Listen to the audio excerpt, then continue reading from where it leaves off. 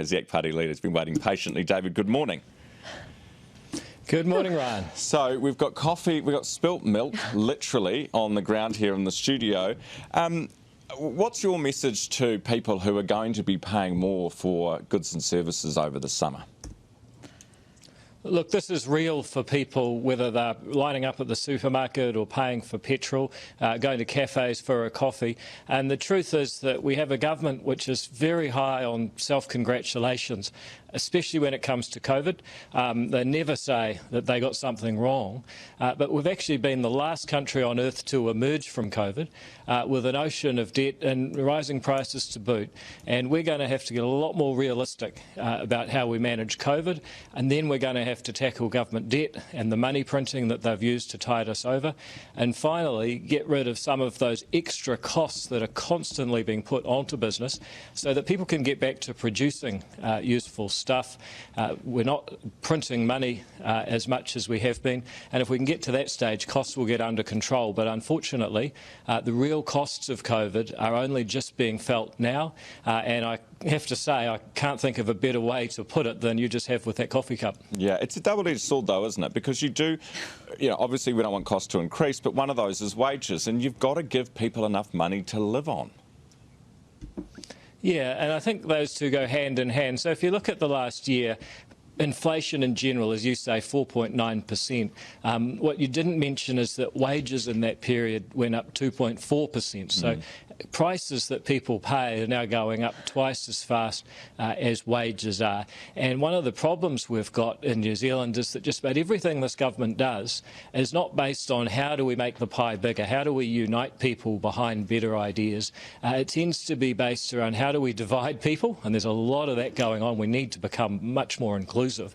And then how do we divide up wealth that already exists? I'm very much in favour of saying, well, look, how do we reconnect with the world? Because one of the reasons prices are going up, just about every business I hear from say we can't get anyone to do stuff so we can grow and serve our customers, and yet the government has also just put up welfare and the number of people on the dole is going up while there's a labour shortage. So we've got to start getting real about some of these challenges.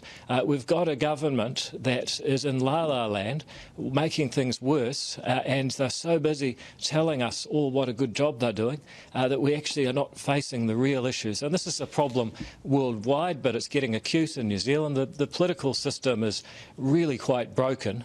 People don't feel that political parties are focusing on what are the challenges that they face, and then what are some constructive solutions, other than just negativity, that will fix those problems and make things better? Luxon reckons he might have a go at that with positive ideas and a new lineup in his shadow cabinet. Hey, I want to talk about the year that's been, David, and I want to talk, because I sort of did this a little bit with the Prime Minister yesterday on the show. What would you say, looking back on the year that's been, what's the biggest mistake you've made? Is there anything you've done that you regret doing? Oh, massively. When Jacinda said we were having a short, sharp lockdown, I believed her, and I left my car in the short-term parking at Auckland Airport. Now, the bill was like almost $3,000, but I just want to tell you that I didn't put it on the taxpayer. Auckland International Airport Limited, they thankfully waived the bill for people stuck in that situation, because really, in hindsight, it was silly to believe Jacinda about it being short and sharp, but they waived the bill, so sorry if you're a shareholder, but that was the biggest mistake I made. Well, you'll just know never to believe a politician again, won't you? What about the happiest moment of your year, David? What's something that's made you happy and smile this year?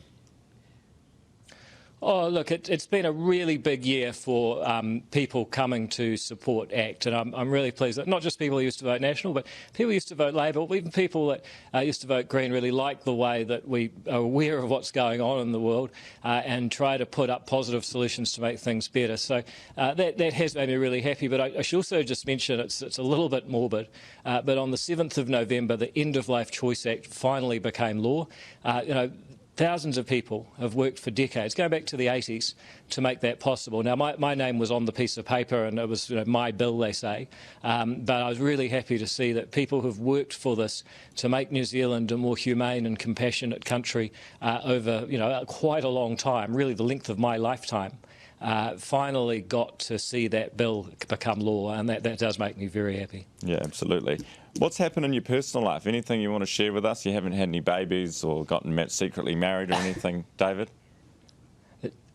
No, to be honest, I think for just about everyone in New Zealand, it has been a gruelling year. People have just been basically, eat, sleep, wake up, work, repeat, and that's really, why a lot of people are looking forward to the break. So no, I remain married to Parliament and have little to tell anyone who might be writing a Women's Weekly or Women's Day story. I'm afraid to tell you. The only baby was the euthanasia bill, which is great. It's a good baby to have.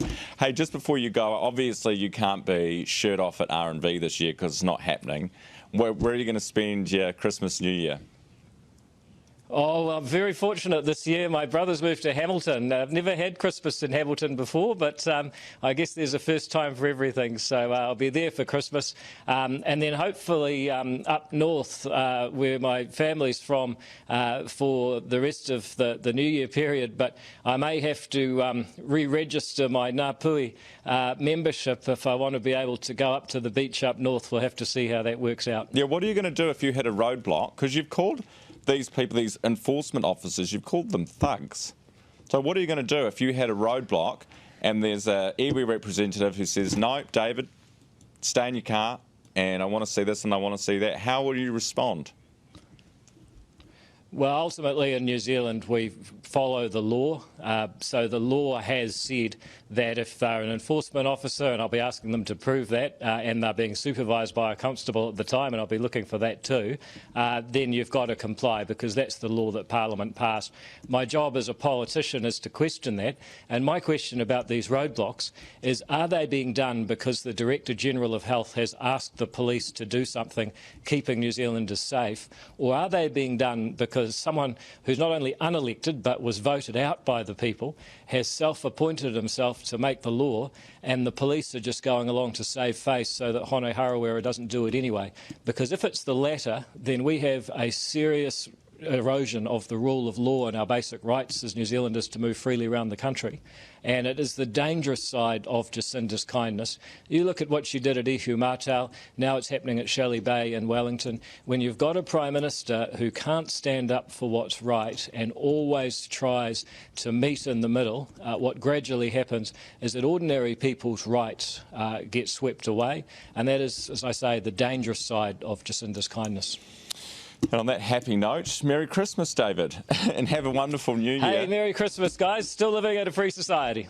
Yeah, we certainly are, David. Thank you so much for joining us this morning. And again, congratulations on everything that you've achieved this year, particularly with the party vote for ACT. I mean, it's unprecedented.